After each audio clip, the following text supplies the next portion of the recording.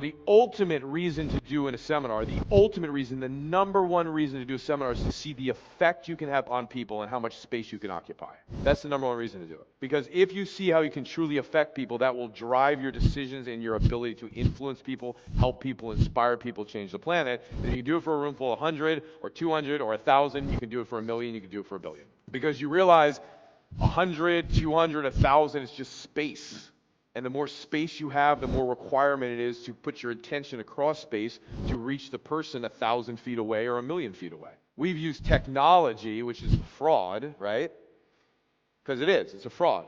You're way more powerful than any technology ever will be. It's a fraud. It's a joke. It's a lie. You have the ability to put that intention out there just like technology helps you carry it right now, but the truth is you could carry it without technology.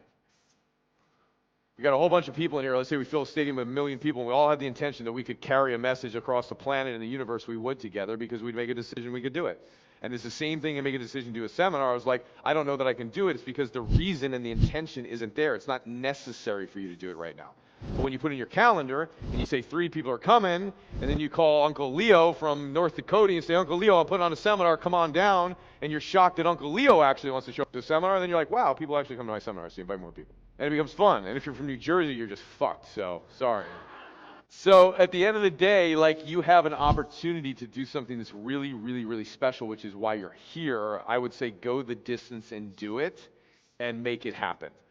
All right? And in terms of making it happen, those are the 3 steps, right? You actually have to actually pick the date. So the first thing you do is the date. The second thing is invite friends. Yeah, get 3 friends, right? So you get 3 friends, right? Then after that, the third step, once you have 3 friends, is you enroll more people. So the next thing you actually need is enrollment skills, you see? So you totally need enrollment skills to do this. But you don't need to be like, it's not like samurai enrollment skills where you got to be like clocking the 10G offer. It's like you got to, to sell something for $100, you still need to have the ability to sell. Plus, if you're asking people to travel, you need to be good at sales. And you give them the reason you need to sell them on coming. So you do have to have good enrollment skills. Then you get them to the seminar, okay? And then once you get them to the seminar, you got to have the content. So it's like, what's the content? What's the structure of what I'm going to share, what I'm going to teach over the course of those days? So there's a flow to what it is that you're doing. So you got to have the content, and there is a flow to how you do it. So you got to have the structure of the content. Then the 5th thing is, with the content, this is a little bit separate. You got to have the story, right? You got to have the storytelling, because the storytelling is different than the content. And the content is kind of structural, that gives you a structure, and the structure exists for one reason: freedom. The structure does not exist to contain you.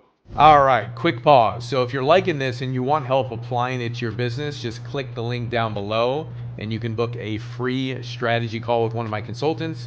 And these exact systems I'm sharing with you today, we've helped thousands apply them to their business. Let's get back to it. Giving yourself structure gives you the ability to be free. So if you know this is the thing I'm going to do next, right?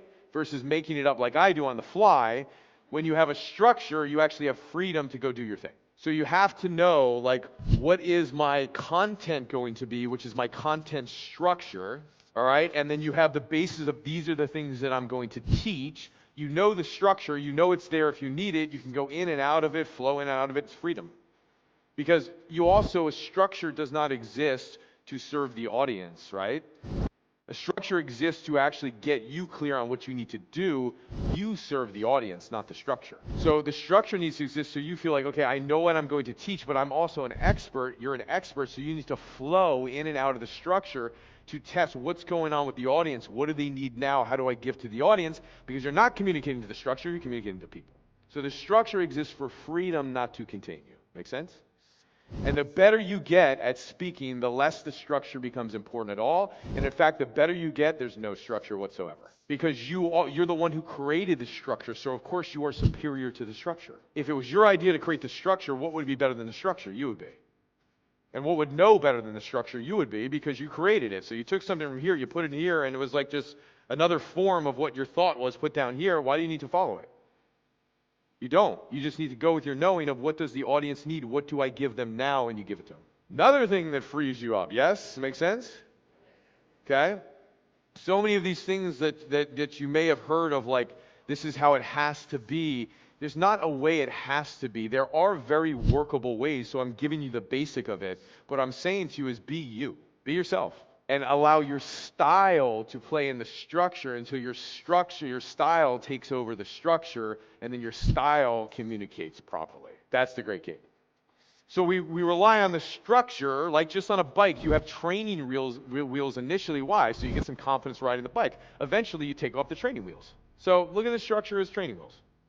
You can lean on it, it gives you some support, gives you a little bit more confidence, but at some time you're like, I gotta take those training wheels off, you take them off and boom, you feel better. And that's the key to speaking. So have fun with it, and also know that every time you do a talk, right, you have content, you have a story, and every time you tell a story, it is in a new unit of time. It's happening newly each time. So like you wake up, one day is going to be different than the next because you're creating it that way. So whatever way you want to create the story at that time, you create the story at that time. So you have the story, and then the sixth thing, this thing deserves its entire page by itself, is the sixth thing is then you have the story, you have the content. At some point, you're going to need a high-end offer. You need a high-end offer. And so you want to design the offer. So going into the seminar, you want to go, I know what this offer is.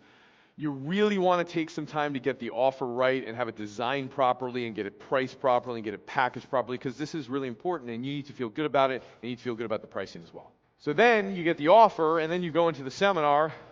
I labeled this number 1. It's not number 1, so it's some number. And then 6, thank you. And then you go into the 7th thing is then you make the pitch. So through the content and the storytelling and the offer that you've designed, somewhere you bring in the pitch and you make the pitch, and that's how you do a seminar. So that's the basic of it. And again, you see how simple in concept and these things can be. So if you understand, hey, this is the thing that I'm doing, this is actually the thing that I'm going after, it makes the whole situation a whole lot easier. Just like we did with the funnel before. Was that helpful with the funnel when we did the whole story thing? Was that helpful? Yes? So these are the things that you really want to think about. Is like, okay, great. So I understand the basic of how I go do a seminar. Now, every one of these steps has all these little nuances in. So to design an offer, there's a whole bunch of things you do to design an offer. To make a pitch, there's a whole bunch of things you do to make a pitch. But if I understand the basic foundation of how to do a seminar, then I can actually go do it. Because you're not missing pieces of it right now. And you see how simple it is in terms of go launch it, like go set the date, go call some people, and then learn all these skills and get help from us on all these skills so you can do it much, much, much better. So if you're serious about scaling your business online and you want help with my one-to-many selling method to sell on podcasts or webinars or virtual stages or in person, then click the link down below and book a free strategy call. My coaches will help you implement it. We've worked with over 30,000 businesses on these very same strategies. Click it down below and go book. See you soon.